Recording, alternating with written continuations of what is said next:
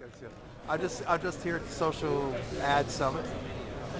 I was talking to Jonathan Kingman. He was from like last minute. And it's pretty cool here. All right. So I'll start with the second keynote. My name is Gordon Peters, the general manager of SocialCash.com. It's a really cool place here. I mean, it's kind of weird that it's so open. Bathrooms up here. The stuff is over here to see, but so far no one said anything really that big a deal, except that I would say the metrics that you need for social media need to be more long-term, because the relationship is really long-term in a lot of cases. So if you're looking for short-term, like just click-through rate, you're probably not going to get that much. And that's what I've gotten so far. I will see what I get later.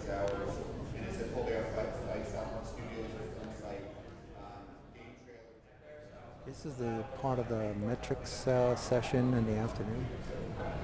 We mentioned Facebook a lot, in this panel. And I brought up the question of, are we looking at apps from the perspective of looking at politics or applications of Facebook itself, or are we looking at the users? Because the users are not just on Facebook, they transcend Facebook. They're even on other social networking sites that are behind my memes here, for example, and first thoughts are going to wind up talking. So that's what we're looking at, these opportunities. And so it's the people that we're looking at the advertising. There's a lot of data that people are hoping to use from advertising perspective. So you can now reach outside of Facebook. And it's very large audience. And this audience has reach, it has frequency, and sequencing happens. You can get a captive audience, you can drive engagement at levels that you can't necessarily do with a 500 professional Facebook. So I think there's a very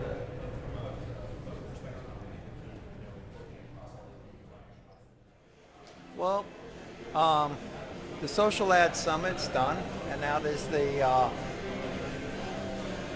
party here on the rooftop.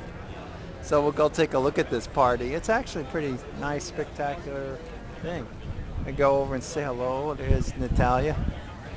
I notice most people in New York are really tied to their mobile devices, but you can kind of see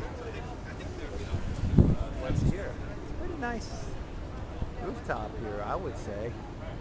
I guess I'm glad I'm coming. My basic feedback about today was there wasn't that many tangible, but it seems like 2010. And by the way, you can read a lot of my stuff at Webmetrics Guru. I posted 5 posts. Hey, Natalia. So I'm just putting some footage up for later. I'm taking some footage. But I like to summarize my day. Like today, I thought the big thing I heard was 2010. Need to invent a metric to decide what a social contribution is, and if I did that, I'd be rich. And I could patent it. I'd be rich. And then the third thing is that, well, there isn't really any third thing. Basically, that's it. The rest of it is. Meanwhile, we're just going to hobble around, and not that many people are spending that much in social media, I think, right now, compared to what they're spending in other things. I mean, they're spending more, but they're just spending like a little bit. 5%? 5? Is it really? That's even up. Yeah, but that's 5% of their online media spend. Yeah. It's not 5%. It's actually like less than 1% probably. Ford spends less than 10%. What? Ford Motors, they spend less than 10%. Yeah, but Ford's like a big brand. I mean, Ford's like, We saw today was a big brand. Yeah, that's true. Most of the people were big brands, or they were the application people. Not that much. So anyway, that's here. I'm at the Omna conference here at Marriott Marquis. Haven't been at a conference here for a while, but got my conference pass. I'm a speaker today. I'll be speaking, but actually kind of see the thing here. Need to get around and put some of this video up. And I'll just take a quick walk around the floor here. See, it doesn't look very big, but let's take a look. what is it called again? Microsoft Surface. Yeah, right. And so, yeah, I mean, this looks like the ultimate thing to sit together with someone and play cards or something. Definitely, and then it's actually being used at Harrah's casinos, Yeah. Okay. Yeah. and so that's another place where they can take advantage of that multi-touch environment. Do you need to have, I think like- they actually use it to you can flirt with people at other tables or something. Yeah. Yeah. Do you? Would they have it there? You mean if I go to Las Vegas today? Harrah's does have a Yeah. Surface. Yeah. Has one of these, right? This can't respond to pen input, right? That's totally different. You wouldn't want it if you took a pen that didn't have ink. You could certainly use that as an input. I mean, I can use I can show you here in Paint.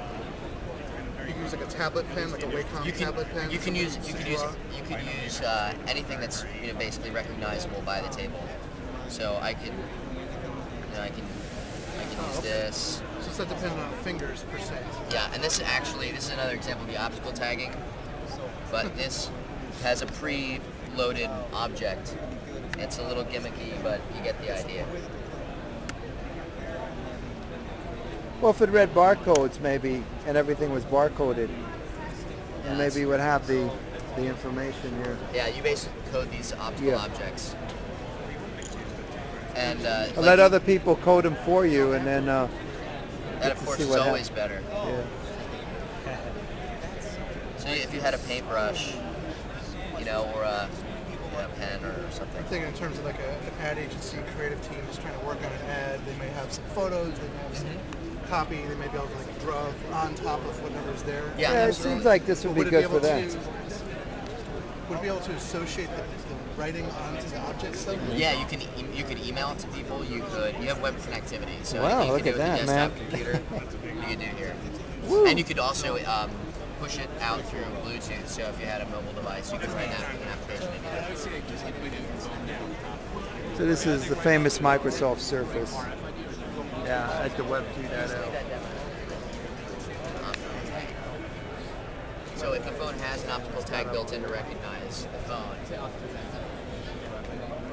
this is just visual. You can print these out on Well, your thank printer. you. Have to code it first. I don't know. Well, thanks. Actually, I'm over here. I just got done with the Web 2.0 Expo.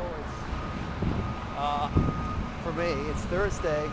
I'm not coming back on Friday. I have a free pass to give away to people, but my feeling is it was, again, difficult to get good content out of the thing because there was so much going on. I'll probably just go to a party and go home, simply because I can't really do everything. What did I think of the thing? I think the distinctions between these different conferences is blurring to me. I'm not seeing a hell of a lot of really substantial difference between the quality of the conferences. I'm more seeing differences in who's doing the conference. But the conferences themselves don't seem to be all that different. And I think maybe Exchange and Symphonics work, those were more like huddles. The more I think about it, and I have to write that up, the more I realize that kind of approach in small settings might actually be better than all of this. The purpose of these conferences seems to be more to get a lot of people together and expose them to travel. A lot of work. So, as you can see, just going to the Java Center is, I think, the worst part of this. I hate the Java Center, and I'll say that again. I hate the Java Center. I absolutely hate going there, and it's the closest thing to a godforsaken place to have anything going on of any of the places. Even, so I'm glad I went, but I think I've had enough. And that's all. But it was a good day today. I think the Omna thing was good. I'll be there in the morning tomorrow. I think it was all good, but I've had enough. All right, it's Marshall Spawner signing out. Look at the Empire State Building. Yeah.